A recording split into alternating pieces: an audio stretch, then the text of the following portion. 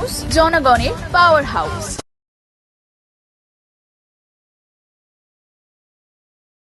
ও মা বেটা ছিল না, ওরা উত্তর নন্দীগ্রামের লোক 21-এ দিয়েছে, আবার 25-এ মে দেবে।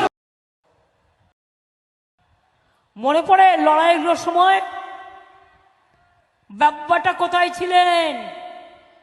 15 দিন বাড়ির থেকে ভয়ে বেরোননি। আর আমি এখনো চ্যালেঞ্জ করে বলছি, সিপিএম এর সাথে আন্ডারস্ট্যান্ডিং করে আপনারা নন্দীগ্রামে এই গণহত্যা ঘটিয়েছিলেন। একদিন না একদিন তা প্রমাণ হবে, এবং সিপিএম এর যারা বেঁচে আছে লুকিয়ে লুকিয়ে জিজ্ঞেস করবেন, তারা সমস্ত ঘটনা বলে দেবে। সেদিন আমি না থাকলে নন্দীগ্রাম থাকতো না। আমি গর্বের সাথে বলি, রাতের পর রাত আমি রাস্তায় কাটিয়েছি, মানুষের পাশে ছুটে এসেছি, নিজে একে সেই টাকা বিক্রি করে সাহায্য করেছি। এটা খারাপ লাগছে যে একদিকে এরা শান্তির প্রক্রিয়ার কথা বলছে, আর অন্যদিকে আমাদেরকে অ্যাসেম্বলিতে সর্বকনিষ্ঠ বিধায়ক হচ্ছে শুভেন্দু অধিকারী, খুবই ভালো ছিল এবং সে ভূমি উচ্ছেদ প্রতিরোধ কমিটিকে নেতৃত্ব দেয়। দীর্ঘদিন ধরে ভূমি উচ্ছেদ প্রতিরোধ কমিটির বিভিন্ন পলিটিক্যাল পার্টি, বিভিন্ন গণসংগঠন নিয়ে যে কমিটি, তাতে সে নিজের থেকে সবসময় তাদের সাথে সুখে দুঃখে আছে। তাকেই যদি খুন করার চক্রান্ত করে দেওয়া হয়, তাহলে এটা তো বিগার কনস্পিরেসি। যে নেতৃত্ব দিচ্ছেন আমাদের সবচেয়ে পিলার যারা ওখানে, তাদের খুন করে দেওয়ার চেষ্টা চলবে, তো এটা তো হতে চায় না। এটা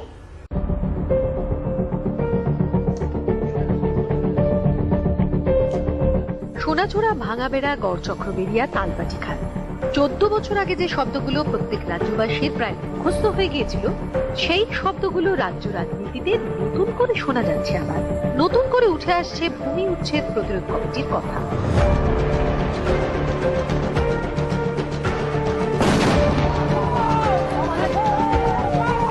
উঠে আসছে 14ই মার্চের গণহত্যা, অবরুদ্ধ নন্দীগ্রাম, সূর্যোদয়, আরো কত কিছু।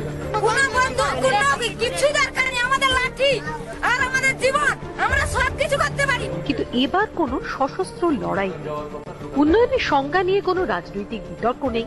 এই বসন্তে বজ্র নির্ঘোষ নেই, ভোট আছে।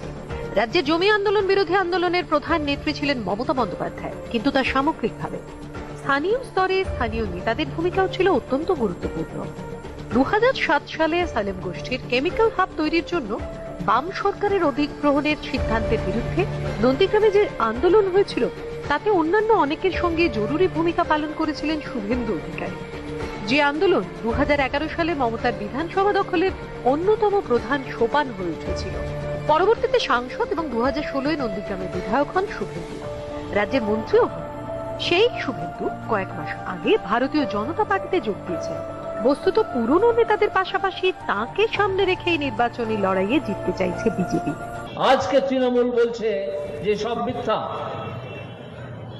2000 টাকায় রেখাপাত্রকে কেনা হয়ে গিয়েছিল, 2000 টাকায় রেখাপাত্রকে কেনা হয়েছিল। মমতা ব্যানার্জি, তুমি কত টাকায় বিক্রি হও? তুমি কত টাকায় বিক্রি হও? তোমার হাতে তো 8 লাখ টাকা গুঁজে দিলে একটা চাকরি দাও। তোমার হাতে 10 লাখ টাকা গুঁজে দেয় এবং দিয়ে রেশনকে হাওয়া করে দেয় অন্য দেশে। ভারতবর্ষেই থাকে না সে রেশন। তো তোমার 10 লাখ টাকা কেন? তুমি কেয়া শেঠকে দিয়ে মুখে পুলটিস মারো, সেই জন্যে মেকআপ করো, মেকআপ করে বেরো। আর রেখাপাত্র গরিব মানুষ, লোকের বাড়িতে কাজ করে খায়। আমাদের প্রার্থী মমতা ব্যানার্জির মতো সুন্দরী নন, একটু বেশি সুন্দরী। তো সেই জন্য রেখাপাত্রকে 2000 টাকায় কেনা যায়। একজন মহিলা আর একজন মহিলা সম্বন্ধে কি করে এই উক্তি করতে পারেন তা আমরা ভাবতেও পারি না। মমতা ব্যানার্জি মহিলা তো, আমার মনে প্রশ্ন জাগে মাঝে মাঝে। তো এই মমতা ব্যানার্জির দল এখন ফেক ভিডিও ছেড়েছে, কিন্তু তারা কি বলতে পারবেন যে এই যে হাজার হাজার মহিলার থানায় যে অভিযান, সেই অভিযানে হাজার হাজার যে মহিলা জড়ো হয়েছিলেন, সবাই মিথ্যে টাকা নিয়ে গিয়েছিলেন, সবাইকে কিনে নিয়ে যাওয়া হয়েছিল। এটা কি একটা গণরোষ ছিল না? এটা গণরোষ ছিল। এবং এই যে ছবি আমরা টেলিভিশনে দেখেছিলাম যখন সন্দেশখালীতে আন্দোলন হচ্ছিল, যে হাজার হাজার মহিলা প্রতিদিন ঝ্যাঁটা এবং লাঠি নিয়ে থানার সামনে যাচ্ছে। এটাই সত্য, তোমার বানানো ভিডিও সত্য নয়।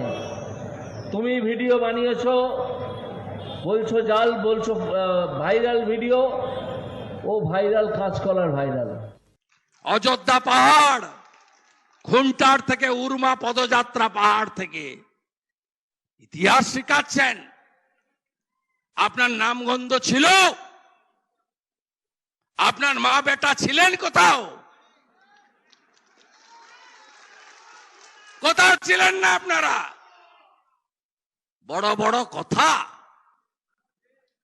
ডাকাতের রানী, 2 কোটি বেকার, কোন ছেলে কাজ পায় না, সব বাইরের রাজ্যে চলে যায়। দরিদ্র মানুষ আরো দরিদ্র হয়েছে। কেন্দ্রের পাঠানো রেশনের চাল আপনারা করেন। কোথায় চুরি নেই? 100 দিনের কাজ, টাকা চাই, টাকা দাও। 1,32,00,000 ভুয়া জব কার্ড। শুধু অনুব্রত মণ্ডল নয়, জ্যোতিপ্রিয় মল্লিক হচ্ছেন বালুদা, দিদিমণির প্রিয় ভাই। উনি নাকি খুব ভালো মন্ত্রিত্ব চালাচ্ছিলেন। তো উনি আজ কোথায় আছেন? উনিও জেলে আছেন। উনি জেলে আছেন তার কারণ, এই পশ্চিমবঙ্গে আমাদের ভারতবর্ষের প্রধানমন্ত্রী যে 5 কেজি করে চাল পাঠাতেন, সেই 5 কেজি করে চালটাও খেয়ে নিয়েছেন। খেয়ে তো নিয়েছেন, সেই চাল বাইরে বিক্রি করে দিয়েছেন এবং বিক্রি করে কোটি কোটি টাকার সম্পত্তি করেছেন। আর তার ফলে তিনি যে পাপ করেছেন, যে সাধারণ মানুষের যে মুখের অন্ন কেড়ে নিয়েছেন, তার জন্য উনিও আজ জেলে বাস করছেন। তাই একটাই কথা বলতে চাই, যে পাপ কারো বাপকেও ছাড়ে না। পাপ যদি দেখে যে বাবা অন্যায় অত্যাচার করছে, তাহলে বাবাকেও কিন্তু রেহাই দেয় না। মাননীয় মুখ্যমন্ত্রী অন্য রাজ্যের কথা বলেন, উনি ত্রিপুরার কথা বলেন, উনি উত্তরপ্রদেশের কথা বলেন, গুজরাটের কথা বলেন। আর এই পশ্চিমবঙ্গে ছোট থেকে ছোট মেয়েদেরকে তুলে নিয়ে গিয়ে ধর্ষণ করা হচ্ছে, সেই ধর্ষণকে উনি বলছেন ছোট ঘটনা। যদি ওগুলো ছোট ঘটনা হয়, তাহলে মাননীয় মুখ্যমন্ত্রী যখন মুখ্যমন্ত্রী ছিলেন না, যখন এখানে সিপিএম ছিল, তখন যদি একটা কুকুর অ্যাক্সিডেন্ট হয়ে যেত, তাও উনি রাস্তায় বসে যেতেন, উনি প্রতিবাদ করতেন।